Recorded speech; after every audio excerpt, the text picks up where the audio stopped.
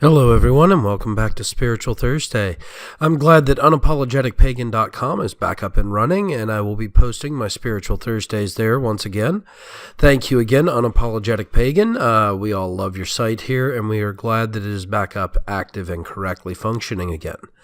So, for those of you in the know, I have been paying attention a lot to some of the historical legal precedents in the West Coast lately, and I've come to a very important understanding and realization. Much of the entire West Coast completely ignores historical fact. Completely ignores it. They don't bother to read it. They don't bother to try to understand it. They don't bother to break down writings of historical figures except for those that push their political power agenda. So, Herbert Marcuse, Karl Marx, Hugo Chavez, Che Guevara, these people, they'll break down their writings and use them. They will even attempt to break down Founding Fathers' writings that kind of skirt around the issue and try to turn it into something that supports this socialistic move that they use.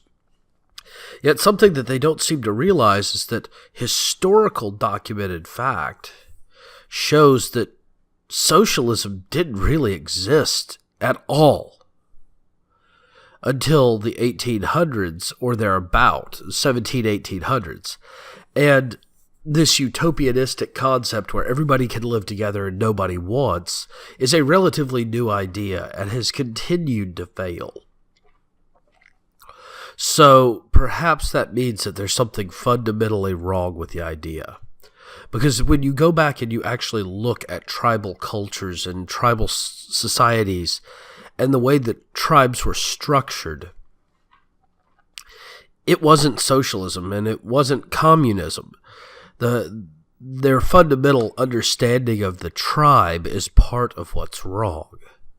And I think a lot of that comes from a failing to actually understand history.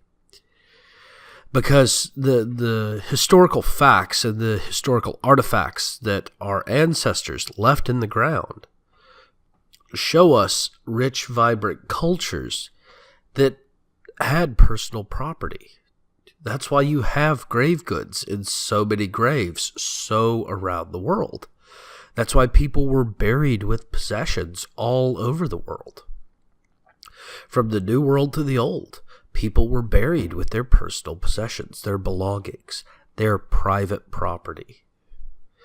And it didn't matter which culture, whether it be the pagans in Europe or the Asians and the empires, or the Roman Empire, or the Greek city-states, or the African tribes, they've all done it.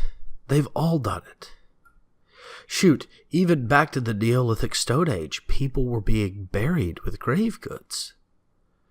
So, how they can come about to this concept that the abolition of private property and the communal living of all in this utopianistic ideal could work.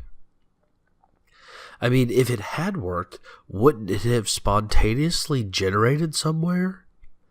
Everywhere it has occurred, it's occurred due to dictation and force. Well, thank you all again for joining me. Please don't forget to like and subscribe on YouTube, or thumbs up and subscribe on BitChute. Also, the other social media sites are still available. And if you're catching me on one of my social media sites, come on over to unapologeticpagan.com, where you can see many other topics on paganism and spirituality. Thank you very much, and have yourselves a wonderful Thursday.